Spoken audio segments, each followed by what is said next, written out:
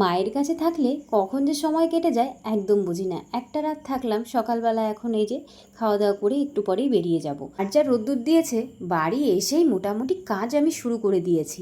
তো কি বলবো, পর্দা থেকে শুরু করে ঘরের বেডশিট থেকে শুরু করে ঘর বাড়ি পুরো পরিষ্কার পরিচ্ছন্ন করে ফেলেছি। জানো তো, অনেক দিন ধরে বৃষ্টি হয়েছে, বৃষ্টি হওয়াতে একদমই ভালো লাগছে না, যে আমার মন টিকছে না। আমি ভাবলাম আজকে ঘর বাড়ি আজকে পরিষ্কার করেই ছাড়বো। মোটামুটি আজকে আমার বেজে গেছিলো প্রায় 3:30, সাড়ে 4:30। এত বেজে যাওয়ার পরে আমি চান করেছি। তো যাই হোক, কিছু করার নেই। রোদ্দুর থাকলে কাজকর্মটা একটু বেশিই থাকে, আর বেশ ভালো লাগে কিন্তু কাজকর্ম সেরে বাড়িঘর পরিষ্কার পরিচ্ছন্ন থাকবে, দেখতে বেশ ভালো লাগে। তো যাই হোক, প্রথম থেকে ভিডিওটা স্টার্ট করি। তো আমি সুস্মিতা, তো আমার চ্যানেলে তোমাদেরকে অনেক অনেক স্বাগত। তো আমি তো আছি আমার মায়ের কাছে। সকালবেলা ঘুম থেকে উঠেই দেখি মা চা করেছে, তো চা একটুখানি খেলাম। আমি তেমন খাই না, কিন্তু কি বলবো, মায়ের কাছে আসলে যে কখন সময় কেটে যায় আমি একদমই বুঝি না, জানো তো। সেই যে একটা দিনই আসলাম, কোথা থেকে কোথায় সময় কেটে গেলো, মনে হলো এই তো আসলাম, কি করে কেটে গেল সময়টা। তো মা জিজ্ঞাসা করছিল সকালবেলা কী খাবি, আমি বললাম খুদের ভাত করো, সেটাই খাবো। তো সকাল মা কিন্তু খুদের ভাত বসিয়ে দিয়েছে, সেটা খেয়েছে। আমার খেতে কিন্তু খুব ভালো লাগে। আর তোমাদের কার কার কিন্তু খুদের ভাত খেতে ভালো লাগে অবশ্যই কিন্তু কমেন্টে জানিও। তো যাই হোক, দেরি করবো না, খাওয়া দাওয়া করেই কিন্তু বেরিয়ে পড়বো। আর চলে এসেছি শ্বশুর বাড়িতে। কী বলো তো, বেশিক্ষণ তো লাগে না আসতে। ওই বললাম 7 থেকে 8টা মিনিট লাগে হয়তো আমাদের গাড়িতে করে আসতে। তো বাড়ি এসেই জানো তো, রোদ্দুর পেয়ে মনটা কাজটা শুরু করে দিই। ওই পর্দা থেকে শুরু করে ঘরের বেডশিট থেকে শুরু করে ঘর ঝাড়া থেকে সব কিছু টোটালে করে ফেলেছি, জানো তো। কেননা কি বলো তো, এই ঘর বাড়ি না অনেক দিন ধরে ভাবছি যে পরিষ্কার পরিচ্ছন্ন করব, কিন্তু হয়ে উঠে পারছে না। এই আবার বৃষ্টি বর্ষা নেমে গেলে আর কিছুই হবে না। যতই তুমি পরিষ্কার পরিচ্ছন্ন রাখো, ওই বৃষ্টি বর্দাল হলে না কেমন জানি ঘর বাড়িটা ফ্যাতফেতে ভাব হয়ে যায়, একদমই ভালো লাগে না। রোদ্দুর হোক যা হোক, বাড়িটা বেশ ঝলমলো করে। তো যাই হোক, এদিকে কিন্তু কয়েকটা জামা কাপড় কেচে দিয়েছিলাম। মানে চাদর থেকে শুরু করে কয়েকটা জামা কাপড় ছিল, বরের ছিল, আমার ছিল। আমারটা একটু কমই ছিল, চাদরগুলোই ছিল। মায়ের চাদরটা ধুয়েছি, মানে আমার শাশুড়ি মায়ের ঘরের চাদরটা। আর আমারটা এখনও শুকায়নি। তো ভাবলাম মায়ের ঘরের চাদরটা পাতিয়ে দিই। তো যাই হোক, আমি কিন্তু চলে এসেছি বারান্দা থেকে, এসেই কিন্তু মায়ের ঘরের চাদরটা পেতে দেবো। আমি না বুঝি না যে পিঁপড়েগুলো কোথা থেকে আসে, এত পরিষ্কার পরিচ্ছন্ন করে রাখা হয় খাটে, জানো না পিঁপড়ে উঠে কি অবস্থা। আমার তো দুটো তোষক, সেই দুটো তোষকে আমি রোদে দিয়েছি। কি বলবো, এত পিঁপড়ে। তো মাও কিন্তু এগুলো রোদেই দিয়েছিল, তারপরে কিন্তু চাদরটা ধুয়ে দিয়েছি।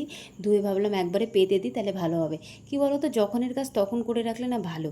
যে আর ভাবছিলাম বৃষ্টি যদি হয় তাহলে তো হয়েই গেল, কি আর হবে। তো যাই হোক, বৃষ্টি তো হয়নি, ঠাকুরের ইচ্ছে, কপালটা ভালো ছিল, তার জন্যে শুকিয়ে গেছে জামা কাপড় সব কিছু। আর এদিকে দেখো, আমি ঘরে এনে সব কিছু কী করেছি ওলট পালট। আজকে জানো তো প্রায় 3টে, 3:30 বেজে গেছিলো কাজকর্ম সারতে। তো যাই হোক, যতই দিন হোক, মানে 3:30 বাজুক আর 5টা বাজুক, কাজ তো আজকে আমি কমপ্লিট করে উঠবই। জানি কাল পরশু থেকে ওই বৃষ্টি হবে, বৃষ্টির মধ্যে কোনো কাজ করতে পারবো না। শুধু শুধু এখন করে ফেলি, কষ্ট হলেও সেটাই আমার ভালো। তো যাই হোক, এদিকে কিন্তু আমি তোষকটা পেতে নিলাম। নিচেরটাও কিন্তু জানো তো রোদে দিয়েছিলাম। সকালে একবার রোদে দিয়ে আবার তুলেছি। বৃষ্টি পড়ছিল গুড়ি গুড়ি, খুব ডিস্টার্ব করছিল জানো তো বৃষ্টিটা। তো একটা পর্দা আমি মানে টানাতে যাব, তখনই দেখছি একটু ছিঁড়ে গেছে। তো ভাবলাম একটু সেলাই সুতো করে একটু সেলাই করে দিই, তাহলে ভালো হবে। তো যাই হোক, আমাদের কিন্তু রড সিস্টেম না, ওই যে তোমার পর্দা যে দেবো আমি, রড না, এমনি একটা দড়ি টাইপের, সেটাই কিন্তু বেঁধে দিচ্ছি। তো যাই হোক, এদিকে কিন্তু মোটামুটি সেলাই হয়ে গেছে, এখন পর্দাটা দিয়ে দেবো। কি বলো তো, ঘরে পর্দা না দিলে সত্যিই ভালো লাগে না। সেটা যেমনই হোক না কেন পর্দাটা, সেটা তোমার দামি হোক আর কমা হোক, পর্দা দিলে ঘরটার শোটাই যেন পাল্টে যায়। যাই হোক, এদিকে পর্দা তো লাগানো হয়ে গেছে। তারপরে কিন্তু এই যে সামনের যে জানলাটা দেখতে পাচ্ছ, ওই জানলার পর্দাটা দেব, কিন্তু কিছুটা একটা দড়ি ছিঁড়ে গেছে, তো ভাবলাম ওইটা পরে দিচ্ছি। তো এদিকের উপরেরগুলো এত ধুলো হয়েছে কাঠের উপরে, কি বলবো। মানে বলতে গেলে ঘরটা যদি ধুয়ে ফেলতে পারতাম মনে হয় শান্তি পেতাম, জানো তো। সব কিছুতেই ধুলো আর ধুলো। তো যাই হোক, কিছু করার নেই। তারপর ঘরটা কিন্তু ঝেড়ে ফেললাম একবারে। কিছু কিছু আর মানে মাকড়সার জাল এত পরিমাণে হয়, একদিনে রাতারাতি মোটামুটি হয়ে যায় মাকড়সার জাল। যাই হোক, তোমাদের সঙ্গে তো আমার কাজকর্মগুলো শেয়ার করছি। আর কিছু কথা বলি, কি বলো তো, অনেক সময় ভাবে কি, বাড়িঘর অনেকেই হয়তো বলে এই কথাগুলো, যে এত পরিষ্কার পরিচ্ছন্ন করার কি আছে বা বৃত্তান্ত। কিছু মানুষের চোখে লাগে, কিন্তু আমার কিছু করার নেই। আমার কাজকর্ম করতে ভালো লাগে, তাই আমি করি। হ্যাঁ, কাজ করতে করতে করতে একটু রেগেও যাই, কারণ কি বলো তো গরমের মধ্যে একটু মাথাটা গরম হয়ে যায়, একটার উপর একটা না মাথায় শুধু ভাবি কোনটা কাজ করবো আর কোনটা ছাড়বো। কার কার এরকম হয় অবশ্যই জানিও তো আমাকে। তো যাই হোক, এদিকে কাজ করতে বিছানাটা পাততা না পাতাতেই আমি আবার চলে আসি গ্যাসের কাছে। গ্যাসটা ভাবলাম নোংরা হয়েছে, তাহলে একটু পরিষ্কার করে ফেলি। তো যাই হোক, কাজ আজকে কিন্তু শেষ নেই, তোমরা ভিডিওটা দেখতে থাকো। আজকে কাজ কোথা থেকে কোথায় শুরু হয় আর শেষ হয় কখন। তো যাই হোক, আমি এদিকে কিন্তু গ্যাসটা মুছে ফেলবো। গ্যাসটা অনেক দিনই মোছা হয় না, ভাবছিলাম মুছবো। আর কি বলো তো, রান্না তো তেমন হয় না, এই দুদিন দেখেছো আমাকে হয়তো রান্না করতে, তো আমি পরপরই মুছে ফেলি। কিন্তু কি বলো তো, ওই যে সামনে দেখতে পাচ্ছ কালো হয়ে গেছে, এই জায়গাটা না টাইলস না বসালে হবে না। তো যাই হোক, এখন তো সম্ভব না, যখন পারবো কোনো দিন সেদিন টাইলস বা কোনো পাথর বসিয়ে কিন্তু জায়গাটা সুন্দর করব। আমারও না বেশ ভালো লাগে, অনেকেই দেখি কি সুন্দর সুন্দর করে রান্নাঘরটা সাজায়, নিজের ঘরটা সাজায়। যাই হোক, সাজানোর জন্য প্রচুর কিছু দরকার, কিছু করার নেই। আর এদিকে দেখো আমার ওষুধের পালা আমি বের করেছি, কত ওষুধ কত ওষুধ যে খেতে হয়। ও, তোমাদের সঙ্গে তো বলাই হয়নি, আমি তো ওষুধ খাচ্ছি জানোই, টিউবের জন্য। এখন জানি না কি আছে, আমার না একটু ইনফেকশানের সমস্যা হয়েছিল, কিন্তু এই ওষুধ খাওয়ার পরে দেখছি অনেকটা না কমে গেছে।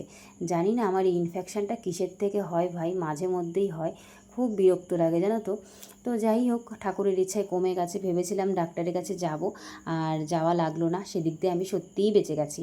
তো যাই হোক, ঘর টরগুলো ঝাড়া টাড়া হয়ে গেছে, মানে ঝাড় দেওয়া। তারপর ভাবলাম যে একটুখানি আলমারি শোকেস খাটটা একটু মুছে ফেলি, এত ঘর টর ঝাড়লাম, ধুলো ধুলো হয়ে গেছে।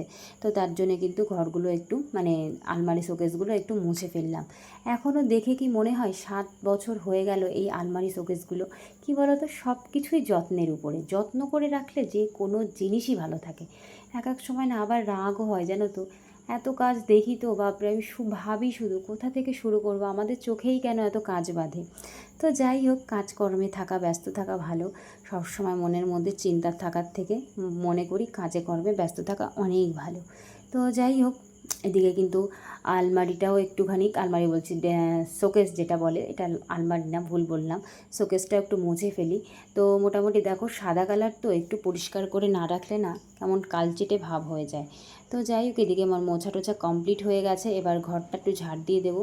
ঝাড় আমি দিয়েছি ঘরটা, কিন্তু আরেকবার এই যে বারান্দাটা ঝাড় দিতে হবে, এই জায়গাটারও অবস্থা খুবই খারাপ।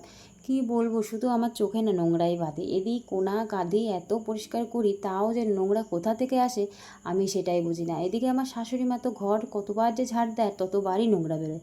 আমি বলি কি, ঘর তো ঠিক করে ঝাড় দাও, তো নোংরা কোথা থেকে বেরোয় কী জানি। পিঁপড়ে থাকে তো, এই পিঁপড়ের জন্য এই জিনিসটা হয়, পাকা ঘরেও পিঁপড়ে ছাড়ে না। তো যাই হোক, এদিকে মোটামুটি আমার কিন্তু ঘরটার ঝাড় দেওয়া হয়ে গেল, এখন মুছতে হবে ঘরটা। মোটামুটি ঘরটা মুছলে কিন্তু কমপ্লিট হয়ে গেল, মানে কমপ্লিট আর আজকে হবে না। যাই হোক, তোমরা দেখতে থাকো ভিডিওটা, স্কিপ করো না প্লিজ, দেখো ভিডিওটা। তো আমার কাজ কখন শুরু আর কখন শেষ হয় হয়তো তোমাদের কিছু মিনিটের মধ্যেই আমি কাজটা দেখিয়ে দিই, কিন্তু এই কাজটা যে কতক্ষণ ধরে করতে হয় কী আর বলি। তো যাই হোক, আমি কাজ করতে এমনি পছন্দ করি, কাজের মধ্যে ব্যস্ত থাকি, ভালো থাকি, কারণ যা পরিস্থিতি আমার দাঁড়িয়েছে, আমার কাজের মধ্যে ব্যস্ত থাকাটাই অনেক ভালো। তো যাই হোক, এদিকে দেখো মোটামুটি সব হয়ে গেছে, ঘর বিছানাগুলো গুছিয়ে ফেলেছি, এখন যাব হচ্ছে চান করতে। ভাই আমি সত্যি বেঁচে গেছি জানো তো, আর ভালো লাগছে না, এখন মনে হচ্ছে চান করে একটু ঘুমাতে পারলেই বাঁচি। তো যাই হোক, এদিকে কিন্তু গ্যাস ট্যাসগুলো দেখো কি সুন্দর পরিষ্কার ঝকঝক করছে। আর একটা কাজ বাকি, আমার শাশুড়ি মায়ের ঘর আর ঠাকুর ঘরটা একদিন ধরবো, সব তো একদিনে সম্ভব হয়ে পারে না। তো দেখো ঘরটা কত সুন্দর লাগছে, আর কমেন্টে কিন্তু অবশ্যই জানিও আমার ঘরটা কেমন লাগছে। আর তোমাদের অবশ্যই আমি একটা ভিডিওতে হোম ট্যুর দেখাবো আমার বাড়িটা। তো যাই হোক, এদিকে কিন্তু চান টান করে নিয়েছি, চান টান করে এসে বলছি 4টে বেজে গেছে প্রায়, এখন পুজো দিতে যাব। আজকে অনেকটাই দেরি হয়ে গেছে জানো তো, মা বলেছিল যে আমি পুজো দিয়ে দিই, তাই আমি বললাম না থাক আমি দিচ্ছি, ওই বলে একটু এতটা দেরি হয়ে যাবে আমি নিজেও বুঝতে পারিনি। যাই হোক, ঘর টরগুলো পরিষ্কার পরিচ্ছন্ন, এটাই আমার কাছে অনেক। তো এদিকে আমার পুজো দেওয়া কমপ্লিট হয়ে গেছে। আর মোটামুটি কি বলো তো, ঘর বাড়ি পরিষ্কার করেছি, সবই করেছি, সবই ঠিক আছে, কিন্তু ওই পুজোটা দিলে যেন শান্তির ভাগটা আমি পাই। তো যাই হোক, তারপরে খাওয়া দাওয়া করবো। তো মা এদিকে বেগুন আলু দিয়ে বাটা মাছ রান্না করেছিল, খেতে কিন্তু বেশ ভালো লেগেছিলো, মায়ের হাতের রান্না তো অনেক দিন পরে খাচ্ছি। তো যাই হোক, এদিকে এই ভিডিওটা এই পর্যন্ত শেষ করব। তোমরা ভালো থেকো, সুস্থ থেকো, আর ভিডিওটা ভালো লাগলে অবশ্যই একটা লাইক, একটা সাবস্ক্রাইব করো, যেহেতু তোমাদের সঙ্গে ভিডিওগুলো শেয়ার করি, তোমরা পাশে থাকলে আমার ভালো লাগবে। যাই হোক, ভিডিওটা এই পর্যন্ত শেষ করবো, টাটা।